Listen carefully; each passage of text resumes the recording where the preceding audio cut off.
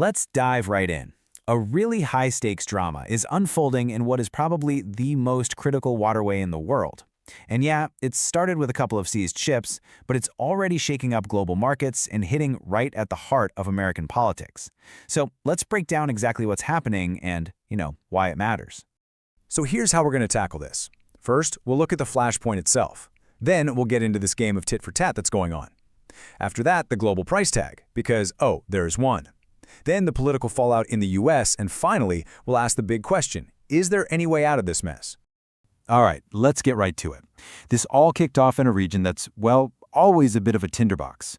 Iran's Revolutionary Guard Corps Navy just made a big move, and it's got everyone watching very, very closely. So here's the headline. 2 cargo ships, the MSC Francesca and the Epaminondas, were just seized in the Strait of Hormuz. Now, to really get why this is such a massive deal, you have to understand this strait is literally the choke point for a huge portion of the world's oil. The stakes here are just incredibly high. Okay, so let's break this down. The who is Iran's Revolutionary Guard. The what is the seizure of these 2 cargo ships. The where is right there in the Strait of Hormuz, off the Iranian coast. And the why, at least according to Iran, is that these ships were operating without authorization and, get this, messing with their navigation systems. It's a pretty bold claim and a definite power play. But here's the thing. This move did not happen in a vacuum. Not at all. It's really just the latest play in a pretty dangerous game of tit for tat that's been heating up for a while now. And this really shows you the dynamic perfectly. See, these seizures by Iran happened just days after the United States seized an Iranian ship. All of this is happening while a bigger U.S. naval blockade is putting the squeeze on Iranian ports. So Iran had already vowed to push back. And this is them making good on that promise. It's a direct, calculated retaliation. So what happens when you get this kind of tension in a shipping lane this important? Well, the global markets definitely feel it, and they feel it in a way that affects all of us, the price of oil. And there it is, over $100 a barrel. If you've ever wanted to know what geopolitical tension looks like in your wallet, this is it. Every single move, every bit of uncertainty in the strait just adds a premium to that price. A premium that eventually finds its way to you at the gas pump. This quote from Al Jazeera just nails it. Even when there are whispers of trying to de-escalate, the markets are already pricing in all that risk. That number, that price per barrel, is basically the world's anxiety converted into dollars and cents. Okay, so let's bring this back home to the US. Because that spike in oil prices, it's not just some number on a screen.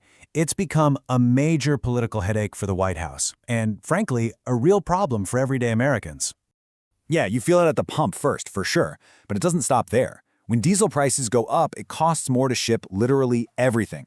We're talking groceries, clothes, you name it. And all this is happening while this conflict is already, to put it mildly, deeply unpopular with the American public.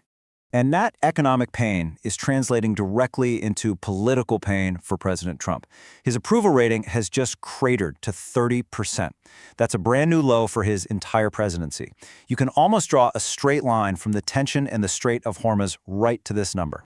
So, with the midterm elections just around the corner in November, you have to ask, what's the political price going to be? This could turn into a massive problem for the president and his party when voters finally head to the polls.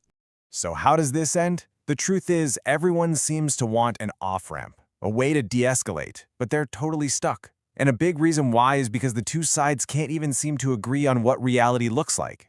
From everything we're hearing, President Trump is desperately looking for a way out of this. He doesn't want another war, and he's actively searching for that off-ramp to cool things down. So if the will is there, what's the holdup? Well, from the American side, the problem is they feel like they don't even know who to talk to. President Trump himself has said it. They believe Iran's leadership is fractured. They aren't sure who's actually in charge and who can make a deal that sticks. And this right here, this is the absolute core of the stalemate. It's a fundamental disconnect. The US looks at Iran and sees chaos, a power vacuum. Meanwhile, the view from Tehran is one of total stability. They say their leadership team is very harmonized and that their decision-making process is working just fine, same as always. So they're not just disagreeing on policy, they are operating in 2 completely different realities about how power even works in Iran.